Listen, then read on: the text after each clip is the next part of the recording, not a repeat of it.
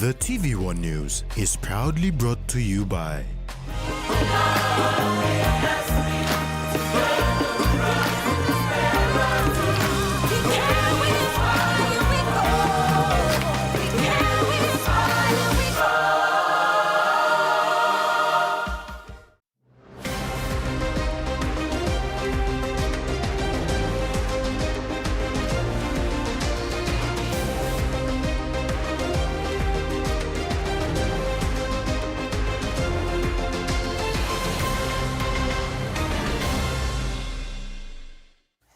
Hello and thanks for joining us. I'm Carol Kiru Jr. and here are the headlines.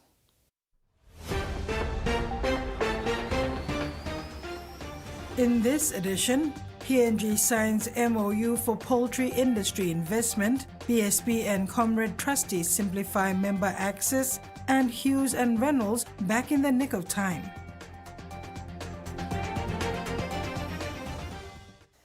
Prime Minister James Marape has commended the Papua New Guinea Customs Service for its tireless efforts in safeguarding Papua New Guinea's borders and making significant breakthroughs in the fight against illicit trade. In July this year, Customs seized 3.5 million undeclared cigarette sticks at the Motukea Container Examination Facility, with an estimated street value of 3.54 million kina.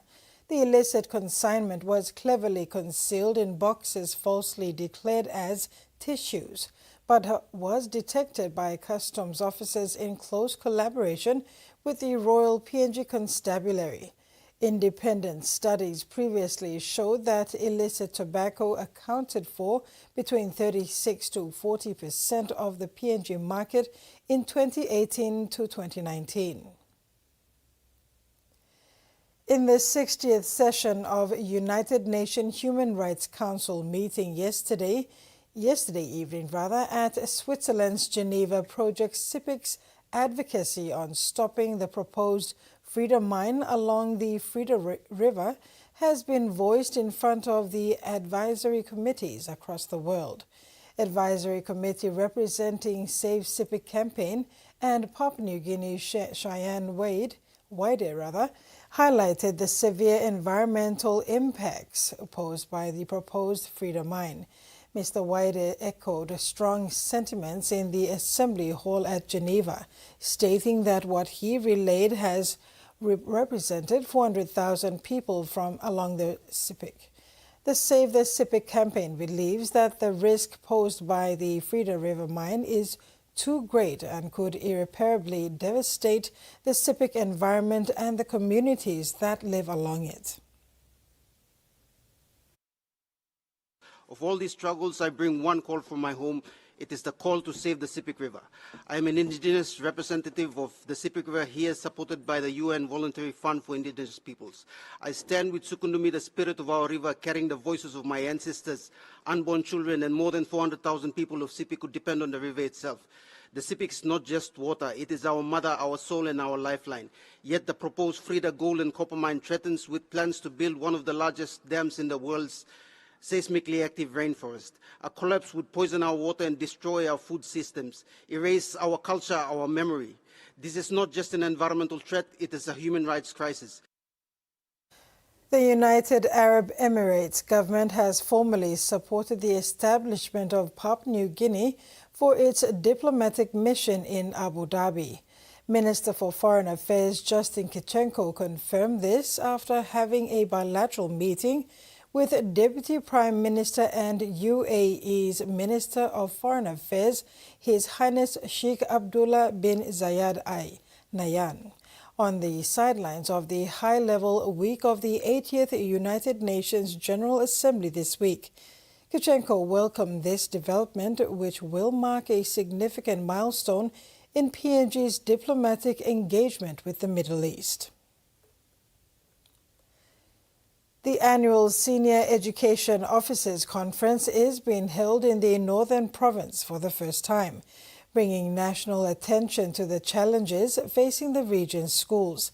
Minister for Education Lucas Dekena kicked off the 34th annual conference on Monday in Popondetta. He stressed that the ministry is sending a strong message to leave no child behind, no matter where they are. Tekena reaffirmed the government's commitment to providing every child with access to quality education. Hosting the annual Senior Education Officers Conference is a boost for the Northern Province because it can reassess its education development pathways. The conference is a key gathering for education leaders to discuss national education policies and strategies. Provincial member for Northern, Gary Dufa, on opening day called for a great reset in the education system. He challenged leaders and teachers to prepare students not just for PNG, but to be global citizens in a rapidly changing world. So that we are meaningful, we are relevant, and we are contributing in a positive way into this world. What are we teaching our children? Is it sufficient enough for them to be not just citizens of our province, but citizens of this country, this region, and the world at large? Can they go out there and find a job, explore, have adventures out there, contribute meaningfully to the world that they are also part of? I think these are very serious questions we need to ask ourselves. Dufa added that children have brilliant minds and need parent and stakeholders coordination to unlock their true potential. Education Minister Lucas Tekena elaborated that foundation learning is paramount for every child. He assured the people that the government is committed to providing every child with access to quality education. The government is committed to transforming education and enabling all stakeholders and improving connectivity with all partners in order to make education of our children our number one business. I stand before you today with a heart full of pride, reflecting on the momentous occasion we all celebrated just a few weeks ago. Teachers and education officials were encouraged to speak openly about the issues they face, emphasizing the need for bold reforms in the nation's education system. Michael Tamtipais, TVWAN News. The flexible, open and distance education program is taking major strides in bringing education to more Papua New Guineans through digital platforms and expanded services. Speaking during the annual Senior Education Officers Conference in Popondetta, Secretary for Education Dr. Uke Kombra highlighted the significant achievements to date, including the successful pilot of model online courses for grade 11 and 12 students in select centers and the digitization of courses for grades 7 to 10. He said the government is committed to ensuring no student is left behind, with digitization and expansion plans align directly with the national goal of inclusive and accessible education for all. He added that FODE must have center in every LLG as a minimum service standard. Over 80,000 students were enrolled in 2024, with numbers continuing to rise. FODE currently operates in all 22 provinces and has begun expanding services into districts and LLGs. After the break, BSP and CSTL Simply Access Poultry Investment MOU signed with Republic of Korea institutions. That and more after the break.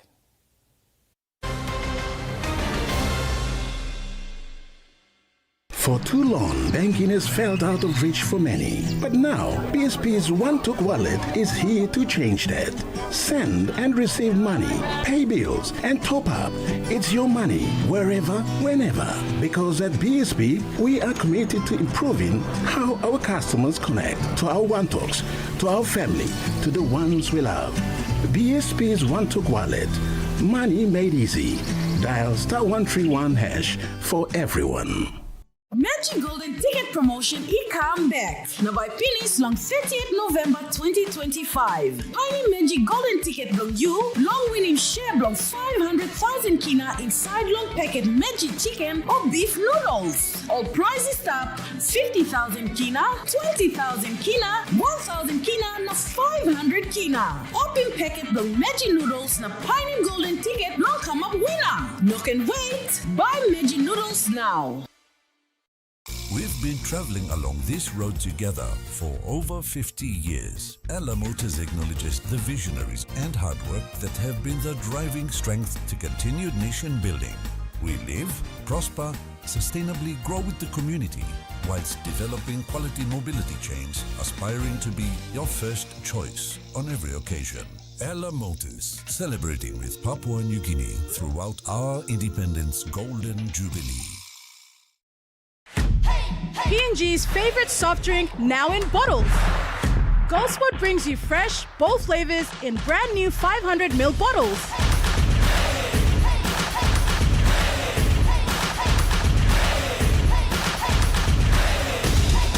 Taste the rainbow. More freshness, more flavor, more fun. Lime, orange, raspberry, and pineapple.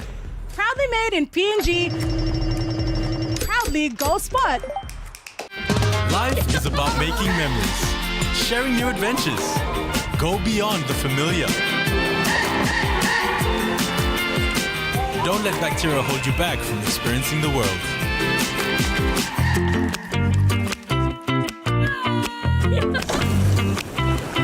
Protex uses natural antibacterial protection with flaxseed oil and eliminates 99.9% of bacteria. Free yourself. Go beyond with Protex. The PNG LNG project has now generated more than 30 billion kina for Papua New Guinea since production commenced. Nearly half of this amount has been paid as tax. Equity distributions are paid to KPHL and MRDC based on the interest they hold. Tax is paid to the IRC, while development levies and royalties are paid to DPE. For more information on direct and indirect benefits, visit PNG EITI's website. Passes over the top, intercept! Warbrick is away! Curran goes to Wishart, Wishart, intercept! They go to the short side again, and Will Taylor scored! Cronulla are into the final four.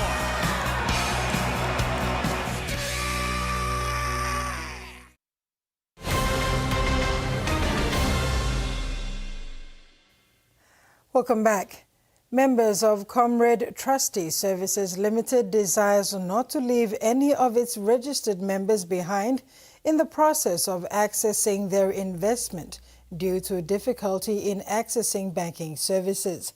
General Manager for CTSL Member Services, Freddie Manihoru, said they are addressing this. They signed MOU that was undertaken on Wednesday with BSP Financial Group.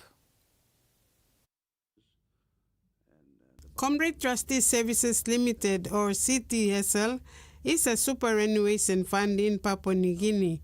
It is the custodian to the Defence Force Retirement Fund, currently serving about 3,000 contributing members.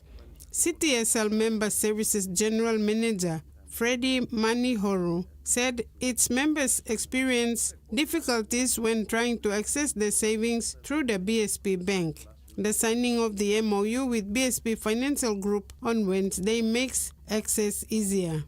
Our members are mostly engaged in looking after our borders, and they're patrolling the isolated region of Papua New Guinea. And obviously they have financial needs, and having access to a primary source document like a bank statement comes in handy. But when you're stationed out and about, how can you have access to such documents? And so having to sign the same MOU provides the leverage for the fund to act on behalf of the member and be able to obtain the vital information that the member requires while he or she is out and about carrying out his duty.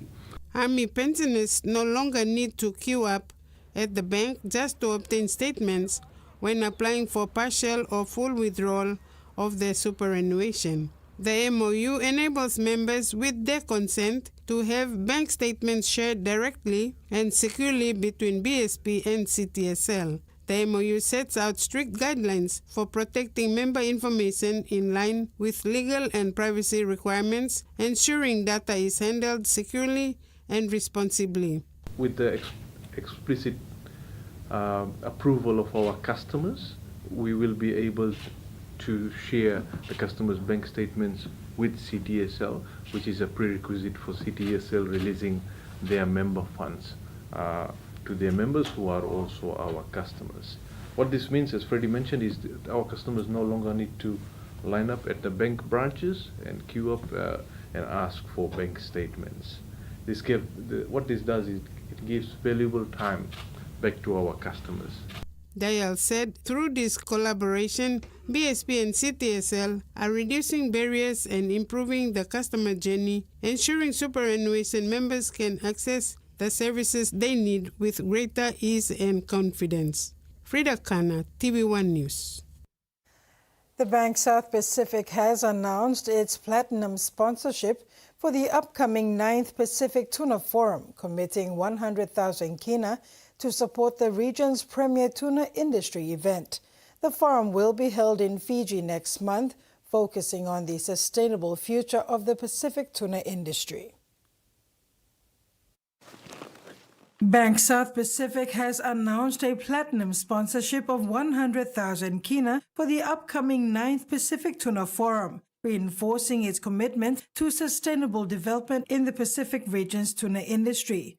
BSP Acting General Manager Corporate Affairs David Bishop made the announcement during a sponsorship presentation in Port Moresby. The Pacific Tuna Forum, launched in 2007 by Papua New Guinea's National Fisheries Authority, has grown into the leading tuna industry event in the region. It brings together policy makers, industry leaders, and development partners to address key issues including climate change, illegal fishing, and value-added processing.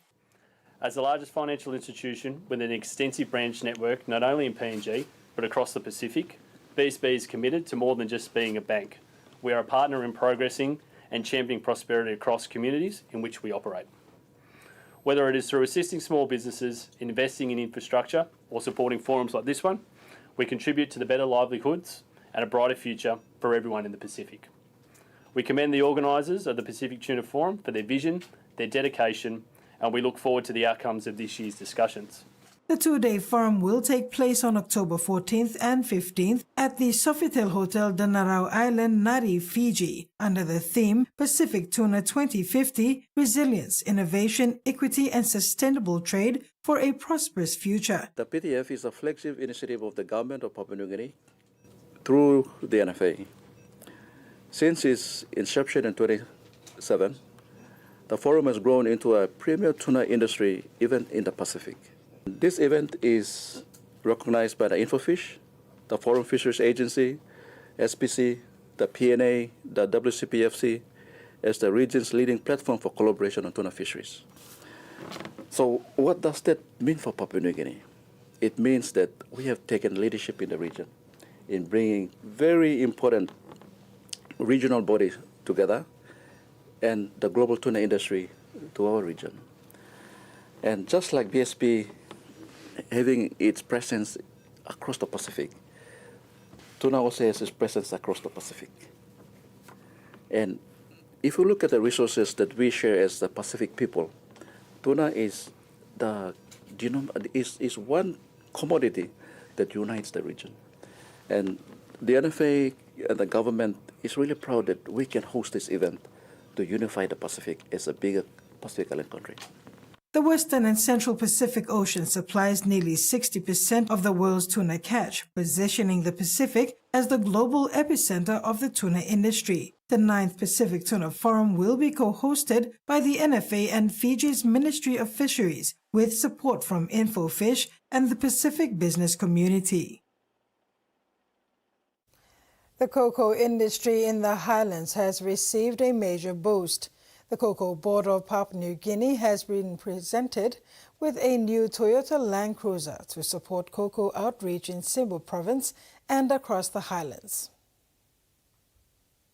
The Toyota Land Cruiser has been presented to support the cocoa industry in the Highlands region. The new vehicle was presented to the Cocoa Board PNG Regional Manager Peter Bapwai in Kundiawa, Simbu Province. This support builds on earlier supports by the Simbu Division of Primary Industry, which in 2024 donated a motorbike to strengthen cocoa extension work in the province. Since cocoa was introduced in Simbu in 2008, it has expanded rapidly, with Karimui district leading in planting and harvesting. Today, cocoa is being cultivated across 6 Simbu districts and the wider Highlands region. Simbu Provincial Administrator John Punde, his Deputy Chris Mondo, and Agriculture Principal Advisor Eric Goro witnessed the occasion. Cocoa is to start somewhere. And Simbu has the breaking barrier. And so far, the progress is good and the prospects are huge. We need to build on what we already haven't done. Some support, basically, we come and boost the activity here, and like the next step up.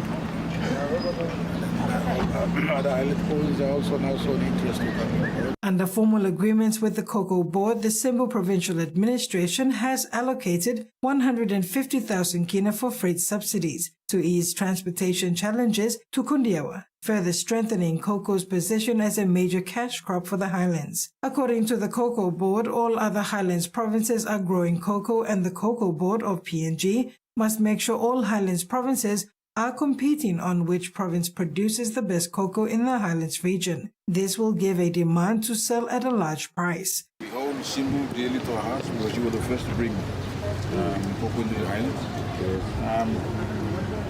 We understand and the fact that it's a very big challenge. The industry is growing very, very fast. Since currently the industry, for us as researchers, we are coming late, but the farmers are taking a big leap ahead of us. So we are very thankful being able to host Peter free of charge. Peter has been able to do a lot of work. I'm also very thankful to Peter with the limited resources and the hardships that the difficulties that he's gone through. He's been able to make some inroads into a lot of the island provinces. We would like to maintain cocoa in this country. Just like coffee has a billion kina crop, no longer a million kina crops. Despite limited resources, optimism remains high for the future of cocoa in the region. The partnership between the Cocoa Board and the Simbu Provincial Administration highlights a shared commitment to empower farmers, strengthen the agricultural economy, and put the Highlands on the map as a new cocoa frontier for Papua New Guinea. Cocoa farming is now proving to be a strong alternative cash crop in Simbu, with hopes it could soon become a billion kina industry for Papua New Guinea. Korean chicken company Chamfree Inc. and Wonkwon University of the Republic of Korea have signed an MOU with the Ministry of International Trade and Investment to run vocational training and research with the aim of investing in the country's poultry industry. Chamfree is the second largest Korean chicken company with a global presence. Papua New Guinea is partnering with Korean chicken company Chamfree Inc. and Wonkwon University of the Republic of Korea with the aim of establishing a poultry industry in Central Province. On Wednesday, September 24th, they signed a memorandum of understanding to begin working towards this. The MOU entails cooperation in vocational training, industrial talent development, trade, investment, and research, as well as developing import and export. Minister for Trade and Investment Richard Maru signed the MOA with Chamfree Managing Director Nyung Kyu Park. Chamfree Inc. is the second largest Korean chicken company and a leading animal welfare chicken company with global presence. Minister Maru says PNG currently imports over 200 million kina worth of chicken annually, which means it is not producing enough chicken to meet its own domestic demand. The Central Provincial Government is also involved because the outcome in the MOU is investment in a major poultry operation in Central Province. Enough chicken to meet our own local demand. But Mosby doesn't have a poultry industry, as you all know. Our city is supplied from Leh. That's one of the reasons why the cost of chicken in Mosby is very, very high, because we have to freight it from Ley. And we want really some global players like Jeffrey to come and invest in partnership with the provincial government of Central, with the national government, with PNG companies to invest in a major poultry operation within the Central Province. He added that the project will be considered a special economic zone. He indicated to them that that project will be part of the special economic zone. So our government will offer incentives like tax holidays, duty-free import of all materials for the buildings. We want to see a large outgrower program, so our own farmers will be growing chicken to supply. We're also looking at egg supply, and we're also looking at day-old chick supply to the whole country. So we are looking for a major investor who can operate in the entire value chain of chicken, including exports. Chairman of the PNG Poultry Industry Association, Chris Priestwood, further supported the investment opportunity. The industry would like to really clearly say that the issues that have been faced this year on supply of chicken have come from the fact that we haven't been able to purchase from overseas countries due to avian influenza. It's critically important that our industry builds capacity, right? And capacity comes from incentivising and seeing demand, right? So what we're seeing here is the government opening the door, putting out the welcome mat and saying this is how we would like you to come and approach and be involved in capacity building in our country. Maru said the Marape-led government is keen on replacing all chicken imports and becoming a net exporter of chicken. Freddie Mo, TV1 News. Governor of Central Bank Elizabeth Genia said Papua New Guinea is taking serious and positive actions to strengthen its financial systems and protect its economy. She said through the National Coordinating Committee, the central bank is actively working on the Strategic Improvement Plan to fight financial crime. The Bank of PNG is focusing on better coordination among law enforcement and government agencies to investigate and prosecute crimes like money laundering and to recover stolen assets. Central Bank Governor Elizabeth Genia says they are updating the laws to meet international standards and address the gaps identified in their recent review.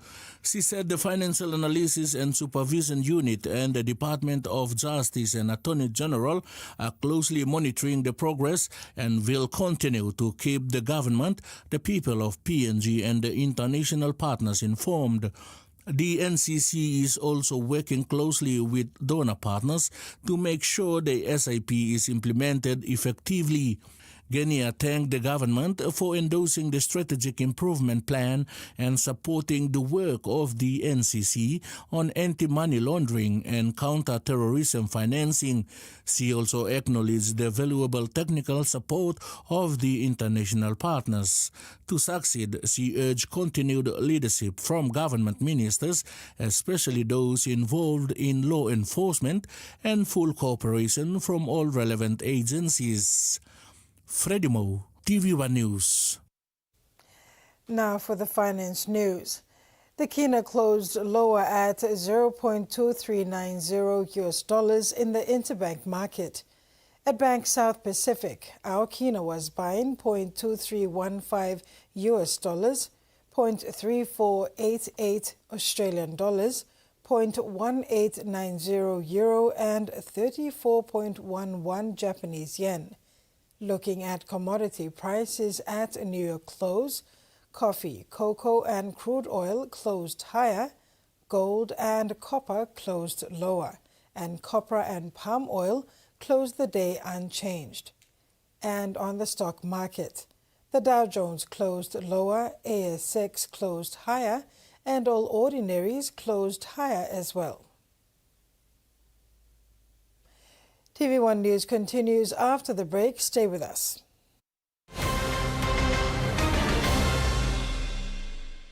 Banking doesn't have to be complicated. With PSP's One Talk Wallet, control your money wherever, whenever. Dial *131#, enter your PIN, select cash in or out, and generate a secure code to withdraw cash. It's the only wallet for cardless ATM withdrawals. Send and receive funds, pay for goods and bills, or withdraw cash with ease. All with PSP's One Talk Wallet. PSP's One Talk Wallet. Money made easy. Dial *131# today. Magic Golden Ticket Promotion come back. Now by Pennies long 30th November 2025. Tiny Magic Golden Ticket long you, long winning share long 500,000 kina inside long packet magic chicken or beef noodles. All prizes start 50,000 kina, 20,000 kina, 1,000 kina, na 500 kina. Open packet long magic noodles na Tiny Golden Ticket long come up winner. No can wait. Buy magic noodles now. For Simon, life is simple. Dreams seem distant, yet hope remains.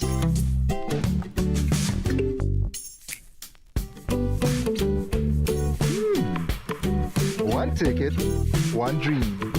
Simon's world changed forever.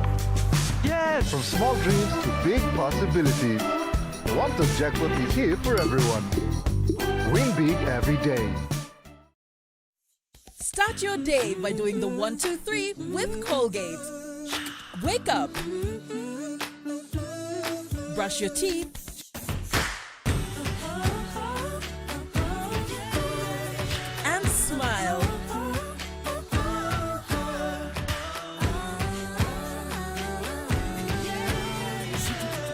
Smile throughout your day with Colgate.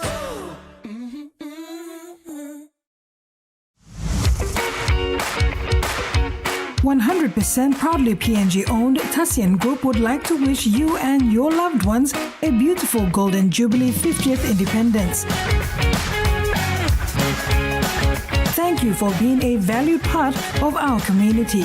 Let's continue the journey for another 50 years together. Proudly PNG.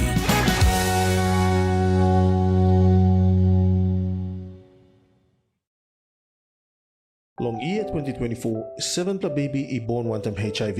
HIV ikan go long baby long triple rot. Time bel mama ikat HIV, long time long karing baby, na time baby isusu. Tasol yumi can help him bel mama, long look out him baby inside long bell. Go quick time long bell mama clinic, na kisim antenatal check. Time yumi pan him sick HIV area, o time bell mama I positive penis, early treatment I can save him baby. Give him baby healthy start long life. Stop him spread long sick HIV ego long baby. This lutok sawe ikam long National AIDS Council Secretariat. Shot ball! They've done it again!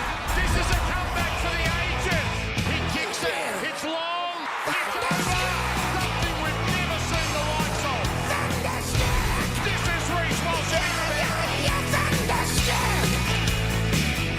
Back on the inside! They get them again! Kenny, Rubbers, Henry's there! Cleary is there! He scores! The Panthers strike once again!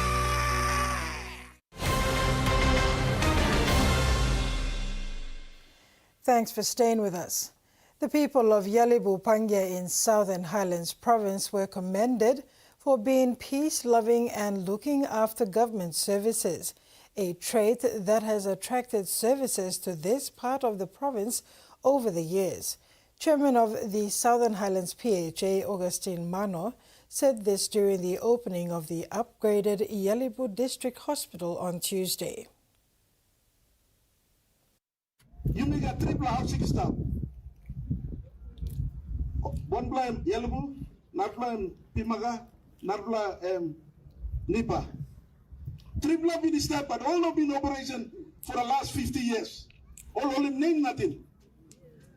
Yalibu, you kiss him, because law money or one, and because law passing blade as well. Passing blade, you saw yourself in Highlands. Where service account, you shall look at him good. Time of putting this triple account, report from him, PHA. Maybe let talk, maybe sabote him. Yellow. I'm playing him along level 4 and cost him almost 3 million. 3 million. In regional news, climate experts says Pacific countries have written to the Turkish government to withdraw its bid to host next year's United Nations climate talks. It comes as the standoff between Turkey and Australia intensifies over hosting rights for next year's COP31 conference. Both countries are refusing to back down from hosting the annual event, which draws thousands of participants from across the world. Australia is proposing that the meeting be held in Adelaide in partnership with Pacific nations. Dr. Wesley Morgan from the Climate Council says Pacific countries have written to Turkey to clear the way for the meeting to be brought to the region. Optus is being slapped with a $100 million fine as the Singaporean-owned company simultaneously faces pressure over last week's fatal 000 outage. There are no words. No words. But the outrage is building. What we've seen with Optus and with the failures with TVWAN is a disgrace. It's been almost a week since Optus's outage. The company now says that 480 000 calls didn't go through as the failure dragged on for 13 hours across 4 states. How sorry I am about the very sad loss of the lives of 4 people who could not reach emergency services in their time of need. The chief executive went public about the outage on Friday, 24 hours after he learned about it. I think the whole process from the beginning has been too slow, too late, not enough care. Stephen Rue has still got the backing of Optus's owner in Singapore, and he's blaming human error during a network upgrade. This is a process issue. The 000 failure is the telco's second in 2 years. Last time it was fined $12 million. This can never happen again. Optus was fined again today, this time a $100 million penalty for signing up hundreds of vulnerable Australians to phone plans that they didn't need, at times setting debt collectors onto their own customers. This is not what we expect from any Australian company, let alone a provider of essential services. The Watchdog's former chair says that Optus's licence should be reviewed.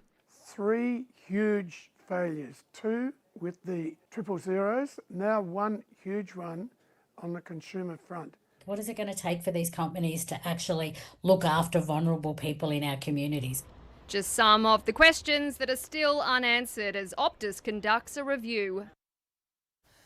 Vanuatu has declared it will sign a new policing agreement with China as the landmark Nakamal Pact between Australia and the Pacific Island nation hangs in the balance. Vanuatu's Police Minister Andrew Napuat met with China's Minister of Public Security Wang Xiaohong in Beijing last Friday, less than 2 weeks after Anthony Albanese departed Port Vila with the $500 million Nakamal agreement left unsigned. Beijing has already stepped up its police equipment donations to Vanuatu. Meanwhile, its police training teams have been playing an increasingly visible role, with Chinese officers recently making their first visit to the island of Malekula. 3 Australians are being sought by Indonesian authorities in relation to the death of a Queensland man in Bali earlier this year. A legal team hired by the dead man's family has held a news conference in Bali, raising concerns of foul play and calling for a transparent investigation. One of more than 100,000 Australians who fly to Bali every month. But Nusa FIFO worker Byron Dumshat never came home. The 23-year-old's body was found in a villa pool in Seminyak in May. He was taken to hospital, but it took days for his death to be reported to police. Lawyers for his grieving family say there are questions to be answered. Our client have not only suffered the loss of their son, but have also endured violation of their rights as next of kin. An autopsy in Bali found Mr. Dumshat had alcohol and antidepressants in his system. It also noted he had blunt force trauma to his head and other bruises, but that these were not enough to be fatal. Lawyers say the family believe his death is highly suspicious. Our client will continue to pursue justice until the truth is fully uncovered. A Balinese police report found 3 Australians, 2 women and a man, were with Mr. Damshat the night before his death, but were never questioned. Local police now want to speak to the trio. For the male witness, they've been friends prior to coming to Bali, and for the 2 female witnesses, they just met when they're in Bali. But Balinese authorities say they need support from Australia. The 23-year-old's body was returned home in June, but his heart was missing. The organ has since been returned. The family is awaiting forensic testing to confirm it belonged to their son. Queensland Police and the Coroner's Court are also investigating. The U.S. Department of State has announced $13 million in funding to support the rebuilding of the Marshall Islands Parliament building, the Nitijela, which burnt down last month. Marshall Islands President Hilda Heine said the Cabinet had endorsed a plan to fast-track building a new Parliament complex, and construction would begin before the end of the year. The State Department said the funding comes in conjunction with support from Taiwan.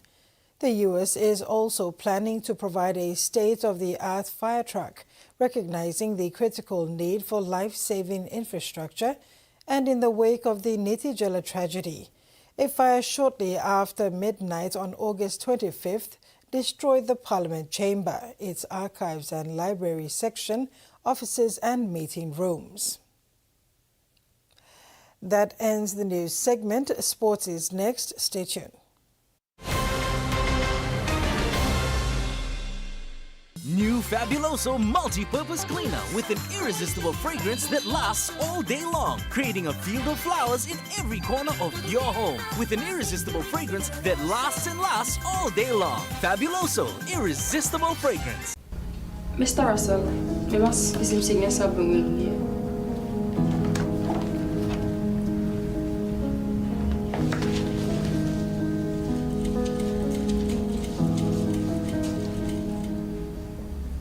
You survey yourself, you can put in one per complaint.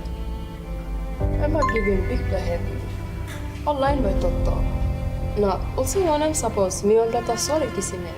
You think him go through Sam, you like putting this plus sexual harassment report long Mr. Russell. Who said you making this black complaint?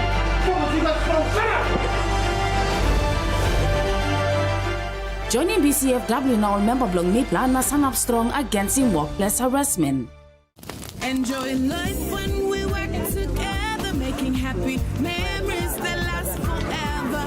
Hot in talk, young or old, a scale race, family meal with home. We'll bring out the smiles cause it's our favorite reminds. Sanity cola, scare rise, don't scare price. Sanity cola, scare rise, don't scare price. Amber, you like it? Boom! The One Talk jackpot is rolling over week on week. 650,000 kina. Get your tickets now. Draws every Friday at 7:30 p.m. Play now at 321lotto.com.pg or any of your 321 authorized retailer. 321. Win big every day.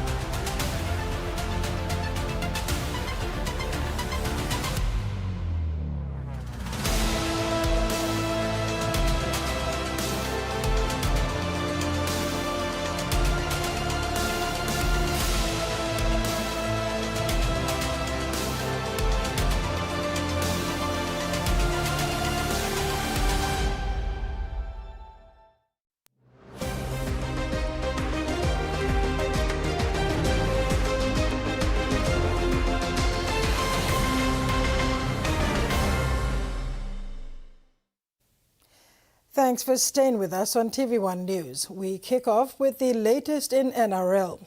The Storm and Broncos welcome back their premiership-winning halfbacks this weekend, with Jerome Hughes and Adam Reynolds back in the nick of time. Storm's halfback Jerome Hughes is set to return just 3 weeks after fracturing his forearm against the Brisbane Broncos, while fullback Ryan Peppenhausen and back rower Sean Bloor are also back on deck. The Storms face the might of Cronulla Sharks on Friday night. Storm's gun Jonah Pizzat makes way after playing a blinder in the qualifying final, filling in for Hughes, while Nick Meaney moves to the centres and Grant Anderson drops out. For Sharks, it's just one change, with prop Oregon Kaufusi recalled to the side to fill in for the luckless Tom Hazelton. Kaufusi will come from the bench in his 22nd appearance of the season. Dan Atkinson is again listed as 18th man. And on Sunday, Brisbane Broncos skipper Adam Reynolds is back after missing 5 games with an hamstring injury, while Ezra Mem also returns via the bench from a hamstring injury. The loss of Billy Walters to an ACL injury sees Ben Hunt return to 5/8, while Tyson Smoothy takes over at lock from the suspended Pat Kerrigan. On the Panthers bench, no injury concerns and no changes for the defending premiers, who are now just 1 win away from a 6th consecutive grand final appearance. Liam Martin and Casey McLean are both good to go despite injury scares last Sunday. Susan Oreape, TV1 Sports. Hiri East Zone Club Premiers Barra Paddlers had an outstanding victory over Lakwaharu Bulldogs in the KI Cup Hiri East Open Men's Grand Final held at Tubusera Village over the weekend. In the minor places, Lakwaharu Roosters claimed the 3rd place by defeating Barra Dugongs, who rounded up the placements in 4th. Tournament organizers also announced that all 4 teams qualify for the inaugural KI Super 16 Hirikoyari District Challenge. Hirikoyari MP Keith Iduhu was acknowledged for supporting the tournament. Local interest in participating in the competition has increased and overall has contributed positively to community development. Local talent is also being identified, which is beneficial to Central Dabari's development program. The 17th edition of the annual PRK National South Basketball League tournament was underway today at the Tarama Aquatic Centre, Port Moresby. 25 teams are participating. The tournament was launched late this afternoon by NCD Governor Porus Pakop. It will run for the next 4 days, culminating in the final Sunday, September 28, 2025. This is PRK National South Basketball League tournament encountered multiple delays to allow for the appointment of a new interim executive team to take charge of the games and steer the NSBL into a new phase of growth and stability. Director of Referees Charles Morola highlighted that despite challenges this year, the interest continued to grow steadily. A number of new teams from outside of Port Moresby are on board this year. This is NSBL tournament and it will be on for 4 days, starting today, Thursday, and then tomorrow, Friday, Saturday, Sunday it ends with the finals. For the finals, we have 2 teams. It's going to be 2 pool seats throughout the competition. So the finals format will be 2 teams from each pool will cross over, and then we have grand final and the playoffs for grand final, silver, gold, and bronze playoff is the other one. Morola also confirmed that 25 teams are taking part this year, 12 women and 13 men. 2 new teams have also joined, one from Lae and the other from Kikori in the Gulf province. Reflecting on the tournament's longevity and its competitiveness since its inception in 2008, the amount of talent and standard of the games continue to grow. Morola added that in the competition bylaws, teams are allowed to field at least 2 representative players. Over time, the competition is very competitive, and guided by the bylaws of the tournament. Yes, it is competitive because we allow some of our national players and international players to play. At least two in a team. For such players, one takes the court, one is on the team bench, and they substitute each other. Morala stressed that the NSBL provides an opportunity and pathway for aspiring young basketballers from the rural areas to excel on another level. This goes to referees as well in learning and improving their craft in officiating matches. Terry Longwood, TVWAN Sports. The third regional safeguarding workshop is underway in Nadi, Fiji, focusing on issues surrounding child protection and safe sport practices. PNG NRL Academy Safeguarding Lead and Operations Manager Raymond Aru is joining other Pacific leaders in this important initiative. The workshop, themed Transforming Lives Through Sports, aims to showcase the impact sports can have beyond mere entertainment, emphasizing its role in education, protection, and community building. Day one centered around crucial topics such as trauma support, addressing online violence, and enhancing child protection measures.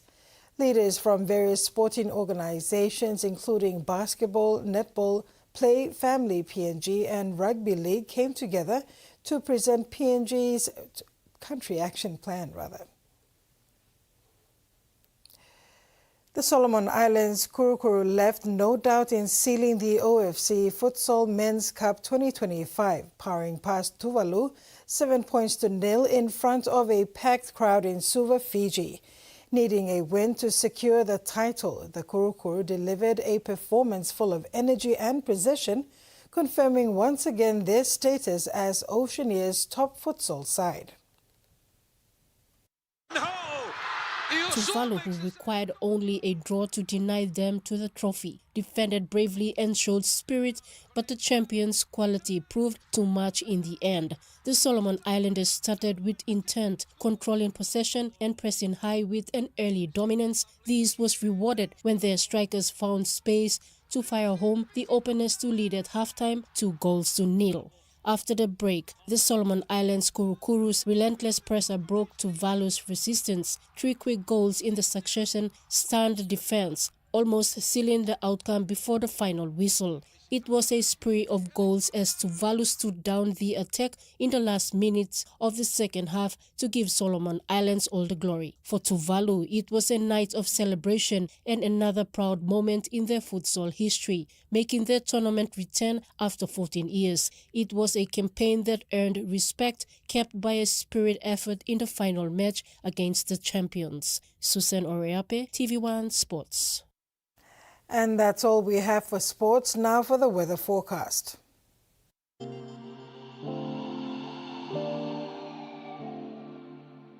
Southern region, Port Moresby, cloudy periods with some rain, then rain showers and possible thunderstorms.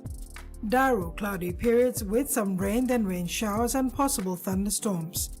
Momase, Lay, cloudy periods with rain, then rain showers and possible thunderstorms. Wewak, cloudy periods with some rain, then rain showers and possible thunderstorms. New Guinea Islands, Kavieng, cloudy periods with some rain showers. Kokopo and Rabaul, partly cloudy with possible few showers and thunderstorms. And Highlands region, Mendi, Tari and Wabeg, cloudy periods with heavy rain at times and possible thunderstorms. Oceans forecast, Coral Sea, seas moderate to rough with southeasterly winds of 15 to 20 knots, reaching 25 to 33 knots. Solomon Sea, sea slight with northeast to southeast winds of 5 to 15 knots. Bismarck Seas, sea slight with easterly to northeast winds of 5 to 15 knots. And Pacific Ocean, sea slight with southeast winds of 5 to 15 knots. Coastal waters, waters of southern PNG and Indonesian border to Daru to Kiwai Island, to Kerama to Yule Island to Hood Point to Samurai Island, and waters of Samurai Island to Cape Vogel and all Milne Bay Islands, seas 2 to 3 meters. Waters of Cape Vogel to Huon Gulf to Finchafen, seas 1 to 2 meters, rising to 3 meters along Cape Vogel. Waters of Finchafen through Whittier Strait to Siasi, then Long Island to Medang, seas 1 to 1.5 meters.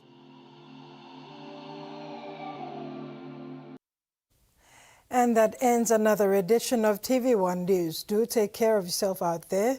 Good night.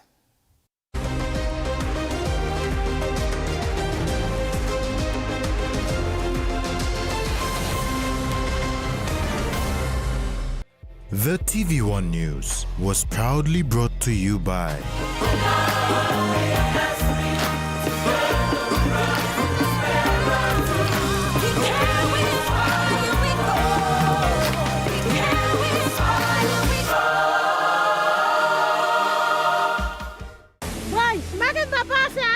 Auntie, bangka goksim.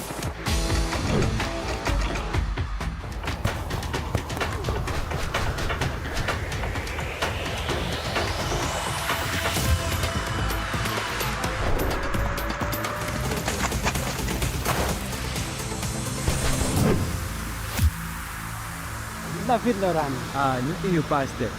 Sports. It's in me. From the very first drop, for every single moment, we've been here. A country built on unity, on spirit, on strength, and on hope. Every high, every story, every step connects past to present. Same great taste. Bongim Yumi. From before independence to now, we've raised more than a glass. We've raised a nation. Together we stand as one. It's time to celebrate and be proud. Cheers to the next 50 years. SP Lager, born and raised.